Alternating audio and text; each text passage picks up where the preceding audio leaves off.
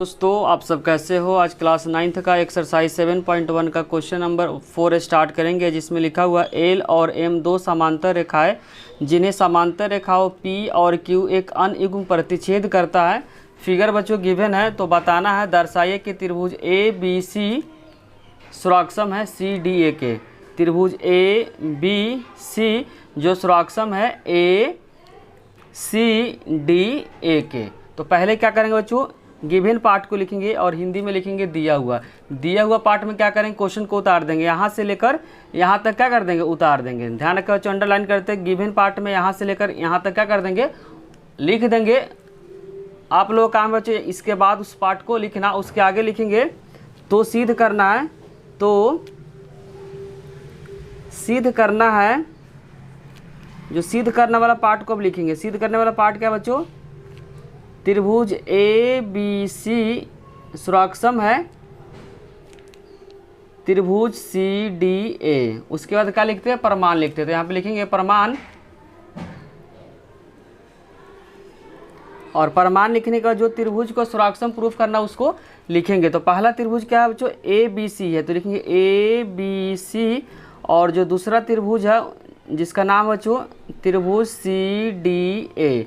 तो इस त्रिभुज को क्या करते हैं, कलर कर देते हैं समझने के लिए। एक त्रिभुज नीचे वाला है और दूसरा जो त्रिभुज है अपर वाले, जिसको डॉट से रिप्रेजेंट करते हैं, डॉट से। इसमें ध्यान क्या रखना बच्चों, ए सी जो पार्ट है दोनों में क्या है, कॉमन है। आप इसमें भी देख सकते हैं ए और सी इसमें भी आ रहा है, ए और सी इसमें भी आ रहा। तो ए सी क्या लिखेंगे, कॉमन लिखेंगे। क्या लिखेंगे, कॉमन। और कॉमन को हिंदी में बोलते हैं बच्चों उभयनिष्ठ बोलते हैं। क्या बोलते हैं, उभयनिष्ठ। क्या लिखेंगे, उभयनिष्ठ। और इंग्लिश वाले स्टूडेंट क्या लिखेंगे, कॉमन पार्ट लिखेंगे। और ध्यान क्या रखना बच्चों, एल और एम क्या क्वेश्चन के अंदर गिवन है, समांतर है। और पी और क्यू क्या है, समांतर है। ध्यान रखना कि जब दो लाइन आपस में समांतर आता है, कोई लाइन अगर प्रतिच्छेद करता है तो ई एंगल और ये एंगल क्या होता है, बराबर होता है। तो इस एंगल को नेमिंग करते हैं 1 और इस एंगल को नेमिंग करते हैं 2। तो एकांतर अंतःकोण से क्या होगा, बराबर हो जाएगा। ध्यान क्या रखना कि जब दो लाइन समांतर होता है और समांतर होने के बाद कोई लाइन अगर प्रतिच्छेद करता है तो एक का राइट का एंगल दूसरे का लेफ्ट का एंगल क्या होता है, बराबर होता है। उसका रीजन लिखेंगे बच्चों एकांतर अंतःकोण। क्या लिखेंगे, एकांतर अंतःकोण। और इंग्लिश में इसको बोलते हैं बच्चों अल्टरनेट इंटीरियर एंगल। तो हम हिंदी में लिख रहे हैं एकांतर अंतःकोण और इंग्लिश वाला स्टूडेंट लिख लेगा अल्टरनेट इंटीरियर एंगल, एकांतर अंतःकोण। तीसरा इसमें ध्यान क्या रखना बच्चों, ई कोण और ई कोण क्या होगा, बराबर होगा। क्योंकि इसका जो लेफ्ट साइड और इसका राइट साइड क्या होगा, बराबर होगा। तो इस एंगल को नेमिंग करते हैं 3 और इस एंगल के नेमिंग करते हैं 4। तो फिर से वही स्टेप को लिखेंगे, एंगल 3। इस वाले त्रिभुज में क्या एंगल 4 है, तो इस त्रिभुज में क्या लिखेंगे, एंगल 4 को लिखेंगे। बच्चों पहला जो त्रिभुज ए बी सी में, तो ए बी सी त्रिभुज में कौन सा कोण है, 2। तो यहाँ लिखेंगे 2।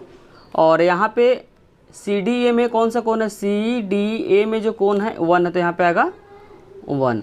उसी तरीके से ए बी सी में कौन सा कोण है बच्चों, 3 है, एंगल 3 है। और यहाँ पे एंगल क्या है, 4 है। तो पहले एंगल 3 को लिखेंगे। किसको लिखेंगे, एंगल 3 को लिखेंगे। क्योंकि ए बी सी में चेक करेंगे कौन सा एंगल आ रहा है। तो ए बी सी में एंगल क्या आ रहा है बच्चों, 3 आ रहा है। और सी डी ए में एंगल क्या आ रहा है, 4 आ रहा है। क्या आ रहा है, 4 आ रहा है। तो इसको लिखेंगे 4। रीजन क्या लिखेंगे, एकांतर अंतःकोण, एकांतर अंतःकोण। और इंग्लिश में लिखेंगे बच्चों अल्टरनेट इंटीरियर एंगल। ध्यान रखना कि किसी भी त्रिभुज में 3 चीज़ प्रूफ कर देते हैं तो दोनों त्रिभुज आपस में क्या होता है, सुराक्षम हो जाता है। ए बी सी त्रिभुज सी डी ए के क्या सुराक्षम हो जाएगा। रीजन बताना पड़ेगा बाई। यहाँ पे फिगर में देखेंगे बच्चों, यहाँ पे क्या क्या है, एंगल है, फिर इसके बाद साइड है, फिर क्या है, एंगल है। यहाँ से भी पढ़ेंगे तो पहले क्या आ रहा है, एंगल आ रहा है, फिर उसके बाद साइड आ रहा है, फिर क्या आ रहा है, एंगल आ रहा है। नीचे वाला त्रिभुज में पढ़ सकते हैं बच्चों, नीचे वाला त्रिभुज में पहले एंगल आ रहा है, फिर साइड आ रहा है, फिर एंगल आ रहा है। तो त्रिभुज सुराक्षम होगा, रीजन बताना पड़ेगा बाई एंगल साइड एंगल। उसके बाद यही क्या करना था, प्रूफ करना था। यही क्या करना था, प्रूफ करना था। अगर बच्चों वीडियो अच्छी लगी हो तो लाइक कमेंट और सब्सक्राइब करना चैनल को ना भूले।